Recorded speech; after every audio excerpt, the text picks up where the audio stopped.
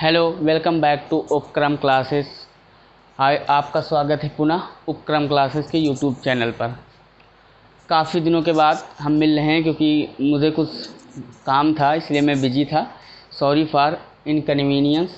Okay, आज हम बात करेंगे स्टैटिक जीके या फिर कह लीजिए करंट अफेयर के एक टॉपिक की 17वीं लोकसभा 17वीं लोकसभा के बारे में जो कुछ भी है हम बात करेंगे।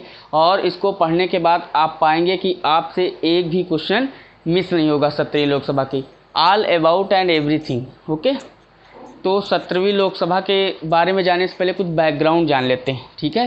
क्योंकि लोकसभा संसद के अंतर्गत आती है, इसलिए हमको संसद के बारे में कुछ पता होना चाहिए।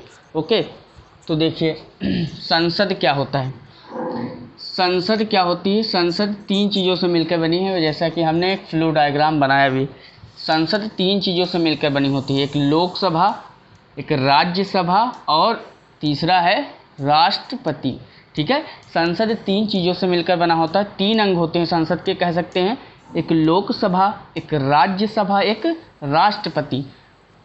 ओके, तो ये तीन चीज़ें होती हैं। ठीक है, अब संसद का उल्लेख कहाँ है? संविधान में। तो संसद में उल्लेख है कहाँ, कैसे, किस आर्टिकल में? तो देखिए एक छोटी सी ट्रिक की बात कर लेते हैं। वैसे ट्रिक पर मुझे विश्वास नहीं। एक होता है सरला, मान लीजिए कोई लड़की है सरला, क्या सरला, तो 79 आर्टिकल संसद, से संसद, 80 राज्यसभा, 81 लोकसभा, 79, 80, 81 संसद, राज्यसभा और लोकसभा। अगर कोई पूछ लिया संसद का उल्लेख किस आर्टिकल में है, तो 79 आर्टिकल में, राज्यसभा का उल्लेख 80 और लोकसभा का उल्लेख 81 आर्टिकल में है। ठीक है, तो हमने बात कर लिया संसद के कितने भाग या तीन अंग होते हैं, लोकसभा, राज्यसभा या राष्ट्रपति। संसद को तीन भागों में विभाजित करने के बाद लोकसभा को क्या कहते हैं? निम्न सदन कहते हैं। क्या कहते हैं? निम्न सदन। क्यों कहते हैं, अभी बात कर रहे हैं। राज्यसभा को उच्च सदन कहते हैं। उच्च सदन इसलिए कहते हैं क्योंकि इसे भंग नहीं किया जा सकता। ठीक है, और इसको भंग किया जा सकता है, जैसे कि अभी 17वीं लोकसभा चल रही, इसके बाद 18वीं आएगी, या इससे पहले 16वीं लोकसभा थी। ओके, और इस राज्यसभा को बूढ़ों का सदन भी कहते हैं क्योंकि यहाँ पर काफ़ी बुजुर्ग लोग होते हैं। ओके, इसको भंग नहीं किया जा सकता, इसको भंग किया जा सकता है, इसको भंग नहीं किया जा सकता। मतलब ये तो हर बार बदलती रहती है ना, जब एक भंग होती तो नई आती है फिर दूसरी। लेकिन राज्यसभा के जो सदस्य होते हैं उनका कार्यकाल होता है, राज्यसभा का कोई कार्यकाल नहीं होता है। इसके सदस्य जो होते हैं वो हर बार रिटायर होते चले जाते हैं, लेकिन राज्यसभा का कभी भंग नहीं होती। ओके, तो हमने बात कर ली संसद सरला से संसद 79 आर्टिकल, राज्यसभा 80, लोकसभा 81। ओके, अब संसद के तीन भाग, लोकसभा, राज्यसभा, राष्ट्रपति। हमको बेसिक क्लियर होना चाहिए, अगर बेसिक नहीं क्लियर तो आप कंफ्यूज होंगे। इसलिए हम बार बार फोकस कर रहे हैं इस बात पर कि संसद तीन भागों से मिलकर बनी है। ठीक है, इसको निम्न सदन, इसे उच्च सदन क्यों कहते हैं, ये भी बात कर ली। अब 17वीं लोकसभा में चुनाव हुए थे, जो लोकसभा चुनाव हुए थे। लोकसभा चुनाव क्या होते हैं, जरा बात कर लेते हैं। लोकसभा चुनाव वो चुनाव होते हैं जिसके द्वारा हमारे प्रधानमंत्री का चयन किया जाता है। ओके, हमारे प्रधानमंत्री का, आपके क्षेत्र में सांसद खड़े होते हैं, उनको वोट देते हैं, उनके थ्रू ही हमारा प्रधानमंत्री का चुनाव संपन्न होता है। ठीक है, उन्हीं को कहते हैं लोकसभा चुनाव। और मुख्यमंत्री का चुनाव राज्यसभा, वो क्या कहते हैं, मुख्यमंत्री के चुनाव के लिए विधायक खड़े होते हैं ना, चुनाव में होता रहता है। और ग्राम प्रधान के लिए पंचायत चुनाव होते हैं। ओके, तो ऐसे होता है। ठीक है, तो मुख्यमंत्री, विधायक जो होते हैं उनके थ्रू चुने जाते हैं। अब लोकसभा चुनाव 2019 में हुआ था, मोदी जी बने थे ना। अब 24 तक रहेंगे, 5 साल कार्यकाल होता है इसके सदस्य का, जो प्रधानमंत्री होता है। कितने चरणों में हुआ? 7 चरणों में हुआ। कितने चरणों में? 7 चरणों में। सबसे ज़्यादा सीटें किस चरण में, मतलब सबसे ज़्यादा किस चरण में सबसे ज़्यादा सीटों पर चुनाव हुए? तो 115 सीटों पर तीसरे चरण में चुनाव हुए। मतलब तीसरा चरण जो था उसमें 115 सीटें, 115 सीटों के लिए चुनाव हुआ। और सबसे कम सीटें किस चुनाव के चरण में हुई? 51 सीटें। ओके, 51 सीटें। अच्छा, अब इसके बाद क्या हुआ होगा? कोई लोग विजयी होंगे, तो सर्वाधिक वोटों से विजयी कौन हुआ था? CR पाटिल, मतलब वोट डिफरेंस। CR पाटिल जो कहाँ से हैं? बीजेपी के हैं, गुजरात से सांसद हैं। ओके, और न्यूनतम वोटों से विजय कौन हुआ? भोलेनाथ, इनका नाम है भोलेनाथ। ये बीजेपी से केवल 181 वोटों के वोट डिफरेंस से जीत गए। कहाँ से? इनका सांसद क्षेत्र यूपी मछली, उत्तर प्रदेश। ठीक है, ओके, यूपी के मछली क्षेत्र से, ठीक है। अब वेरी वेरी इंपॉर्टेंट पूछा गया क्वेश्चन है कि सबसे युवा सांसद, क्या सबसे युवा सांसद चंद्राणी मुर्मू, ये कहाँ से हैं? क्योंझर उड़ीसा सीट से। कौन? चंद्राणी मुर्मू एक महिला हैं, इनकी एज लगभग 28 ईयर है, ओके 28 ईयर। कहाँ से हैं? क्योंझर उड़ीसा, जहाँ के नवीन पटनायक जी हैं, बीजू जनता दल पार्टी से ये संबंध रखती हैं, ओके बीजू जनता दल पार्टी से, ओके। फिर अब आपके मन में एक सवाल उठेगा कि ये सबसे युवा सांसद हैं, तो फिर इसके लिए कितनी न्यूनतम आयु सीमा होनी चाहिए? 25 वर्ष। क्या होनी चाहिए? 25 वर्ष। कितने वर्ष? अगर आपको लोकसभा सांसद का चुनाव लड़ना है तो आपकी एज कितनी होनी चाहिए? 25 वर्ष। तो आप एक कमेंट बॉक्स में एक क्वेश्चन का आंसर दीजिएगा कि ग्राम पंचायत का चुनाव लड़ने के लिए न्यूनतम आयु सीमा क्या होती है, क्योंकि अभी प्रधान का चुनाव हुआ है ना, तो आपको पता होना चाहिए। तो कमेंट बॉक्स में जाके कमेंट करिए, है ना। कई लोग तो प्रधान भी होंगे। सबसे बुजुर्ग सांसद जिनकी एज सबसे ज़्यादा, रफ़ीकुर रहमान 86 ईयर। कितनी? 86 ईयर। रफ़ीकुर रहमान हैं, उनकी एज है श्रीमान जी ये, इनकी एज 86 वर्ष है ना।